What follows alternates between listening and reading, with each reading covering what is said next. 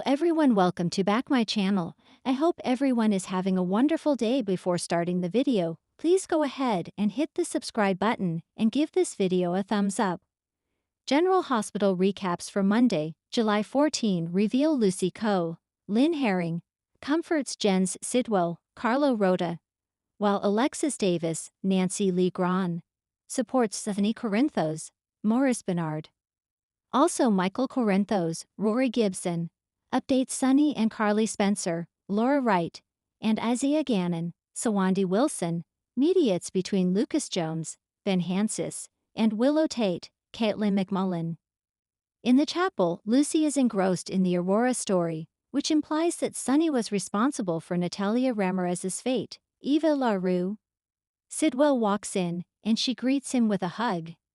He seems surprised to see her, and expresses his gratitude for her support. She expresses her regret that he has to face the media frenzy today. He is concerned about his son, and Lucy shares how much she appreciated collaborating with Natalia. He remarks that she was truly a force of nature. His main concern is that his son may not find peace without some answers. In his suite at the Metro Court, Marco Rios, Adrian Ancondo, chooses to ignore the texts from Lucas until Alexis arrives to express her condolences. She insists that Sonny was not responsible for his mother's death, saying that the rumors in Aurora were merely insinuations, lacking any real evidence. He questions her reasoning behind believing that Sonny was uninvolved. She assures him that Sonny would never harm him or his mother, or his sister Blaze, Jacqueline Grace Lopez, emphasizing that family is what truly matters to him. After she departs, he once more looks at his phone, but again decides not to reply to Lucas' numerous recent messages. At Carly's, Michael tells his parents that he's about to lose his daughter, saying Sasha Corbin, Sophia Matson, is leaving town with Daisy Gilmore. Levi Clark Coughlin, someone is after the baby. Sonny thinks this is related to him, someone is trying to get his attention. Carly believes this is all insane, and thinks Michael should stop Sasha from leaving. He refuses to do that. After everything Sasha has faced, she deserves a calm life, and he wants to provide that for her. His parents assure him they will support him in any way he needs. Michael mentions that Jason will be taking Daisy and Sasha out of town. If he loses Wiley and Amelia Corinthos, Viron Weaver, Serenity, and Sequoia Mork-Mako, he will have nothing left. He can never allow Willow and Drew to gain custody. Gannon is pleased to see Willow at the hospital, and she shoots a glare at Lucas. When he approaches her calmly, Gannon tells them to resolve their differences. Lucas says they are on opposing sides of a family issue. They begin arguing about Drew Kane, Cameron Matheson. But Willow agrees they should keep their personal conflicts out of the hospital. Lucas concedes and agrees. After Lucas leaves, Willow confesses that she has made mistakes but was only following her feelings. He is taken aback when she acknowledges how poorly Michael appears on paper, and she expresses that he has pushed her to this point. She silently recalls her actions with Daisy to teach Michael and Sasha a lesson.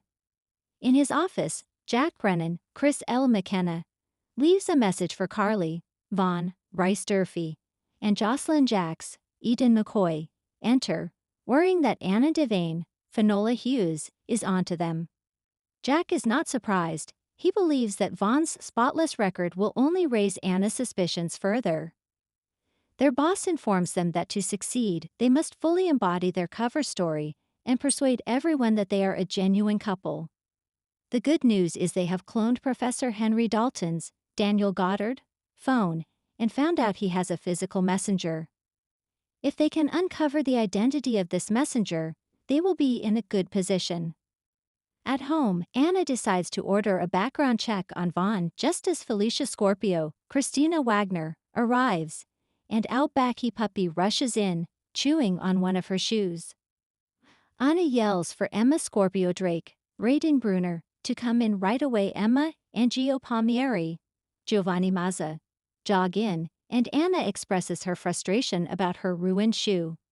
She loves these vintage shoes when Emma offers to buy her new ones, and their irreplaceable Gio grabs Anna's last Pop-Tart and dashes out with the puppy and Emma.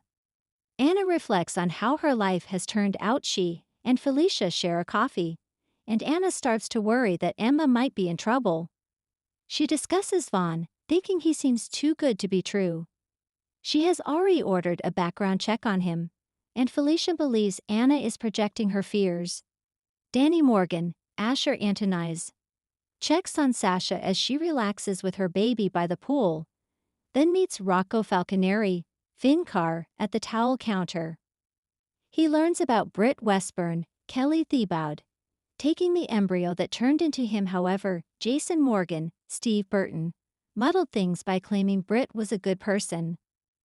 He still seeks clarity. Dalton shows up at the pool and asks for a towel and reminds them they ought to be working, not chatting.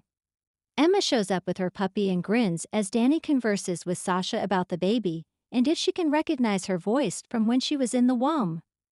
Rocco strolls over to Gio, and they discuss how pleasant it is to connect on neutral ground at work. As Dalton emerges from his swim, he discovers the outback. Emma's puppy has plopped onto his pool chair. He quickly begins to voice his frustrations, insisting to Gio that Rocco and Danny should be let go. Emma hurries over to him, apologizing and promising to make things right, ensuring his days are more enjoyable. He consents to her offer. Once he departs, Rocco, Danny, and Gio reflect on the decision to work with Dalton, believing it to be a poor choice. She clarifies that he is not a good person, using animals for lab research, and that she requires access to his files. Jason shows up at Lulu Spencer's, Alexa Haven's Bruning, place, and she regrets being tough on him the previous night, but insists he must never discuss Britt with her son again. She and Dante Falconeri, Dominic Zamprogna, had intended to inform Rocco but never got the opportunity. This situation is resurfacing painful memories. Britt took away a year of Rocco's life from them.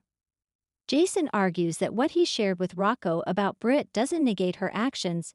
He believes that Britt had changed. Lulu, however, refuses to hear anything positive about that woman, and she fears that the harm has already been done and that her son is distancing himself.